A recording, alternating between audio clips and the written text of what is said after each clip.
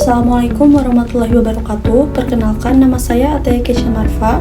Saya berasal dari program studi Manajemen Keuangan Sektor Publik Universitas Istiqomah Bina Citra Informatika dengan NIM C001010030. Adapun tujuan dari pembuatan video ini yaitu untuk memenuhi tugas UAS mata kuliah Pengendalian Manajemen Sektor Publik yang diberikan oleh Ibu Zakiatul Amaliyah SEMM selaku dosen pengampu tentang pengendalian manajemen sektor publik.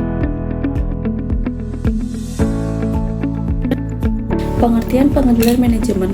Pengendalian manajemen adalah proses sistematis yang dilakukan oleh pimpinan organisasi untuk memastikan bahwa sumber daya yang digunakan secara efektif, efisien, dan sesuai dengan tujuan organisasi. Dalam sektor publik, pengendalian manajemen bertujuan untuk mengarahkan aktivitas organisasi pemerintah yang selanjutnya memastikan pelaksanaan program sesuai kebijakan publik, yang terakhir menjamin akuntabilitas penggunaan dana publik. Di kesimpulannya, pengendalian manajemen memastikan bahwa perencanaan benar-benar dilaksanakan dan tujuan publik tercapai. Selanjutnya ada tujuan pengendalian dalam organisasi pemerintah. Pengendalian manajemen dalam organisasi pemerintah memiliki beberapa tujuan utama, yaitu yang pertama, meningkatkan akuntabilitas publik. Pemerintah bertanggung jawab kepada masyarakat atas penggunaan dana negara atau daerah. Yang kedua, mencegah penyimpangan dan korupsi. Pengendalian berfungsi sebagai alat mencegah penyalahgunaan wewenang. Yang ketiga, mendukung pencapaian tujuan. Pembangunan program pemerintah harus sejalan dengan visi, misi, dan rencana pembangunan. Pembahasan selanjutnya mengenai karakteristik sektor publik dan sektor swasta. Ciri utama sektor publik. Sektor publik memiliki tujuan utama, yaitu pelayanan dan kesejahteraan masyarakat. Ciri selanjutnya, yang pertama, sumber dana berasal dari APBN atau APBD.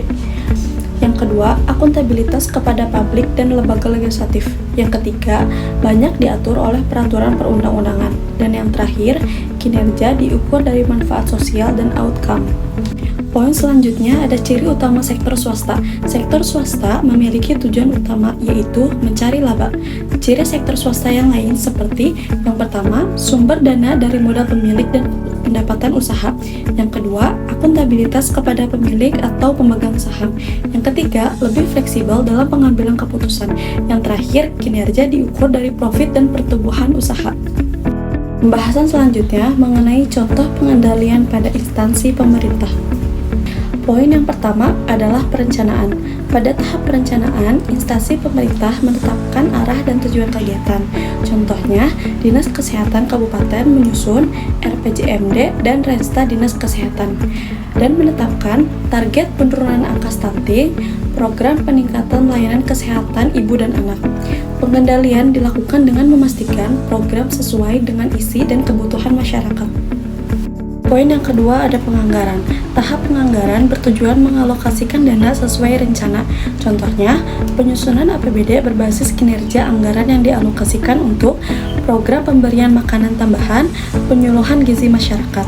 Setiap kegiatan memiliki target output besaran anggaran yang jelas. Pengendalian dilakukan agar anggaran efisien, tepat sasaran, dan tidak terjadi pemborosan. Poin 3, pelaporan kinerja. Pelaporan kinerja digunakan sebagai alat pertanggungjawaban. Contohnya, untuk penyusunan laporan kinerja instansi pemerintah atau LKJLP, laporan realisasi anggaran. Laporannya memuat capaian program, perbandingan target dan realisasi, yang terakhir penggunaan anggaran.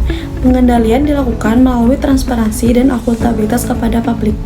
Poin yang keempat yaitu evaluasi. Evaluasi dilakukan untuk menilai keberhasilan program. Contohnya, inspektorat melakukan evaluasi. Apakah target penurunan stunting tercapai? Apakah anggaran yang digunakan sesuai ketentuan?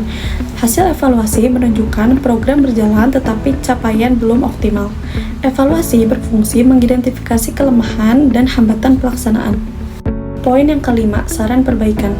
Berdasarkan evaluasi, dilakukan tindakan korektif. Contohnya, perbaikan desain program agar lebih tepat sasaran. Yang kedua, peningkatan koordinasi antar instansi terkait. 3. Pelatihan SDM tenaga kesehatan. Yang terakhir, penyesuaian alokasi anggaran pada tahun berikutnya. Saran perbaikan bertujuan meningkatkan kinerja dan kualitas pelayanan publik.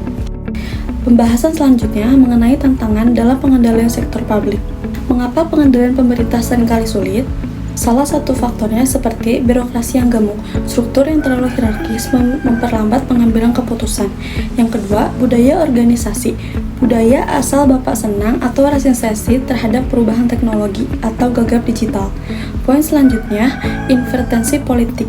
Tekanan dari pemangku kepentingan politik yang seringkali bertentangan dengan prinsip efisiensi. Yang terakhir, korupsi dan integritas. Lemahnya pengawasan internal yang memicu terjadinya kebocoran anggaran. Jadi, kesimpulannya, sistem pengendalian manajemen yang baik di sektor publik bukan tentang membatasi ruang gerak, melainkan mengarahkan seluruh sumber daya agar setiap rupiah yang berasal dari rakyat kembali ke rakyat dalam bentuk pelayanan yang berkualitas. Pengendalian manajemen sektor publik sangat penting, berfungsi memastikan akuntabilitas, efisiensi, kualitas pelayanan publik. Diperlukan sistem yang baik, SDM kompeten, komitmen pimpinan, serta tantangan harus dikelola agar tujuan pemerintah tercapai. Kali ini mengenai pengendalian manajemen sektor publik, semoga video ini dapat bermanfaat bagi kita semua. Terima kasih. Wassalamualaikum warahmatullahi wabarakatuh.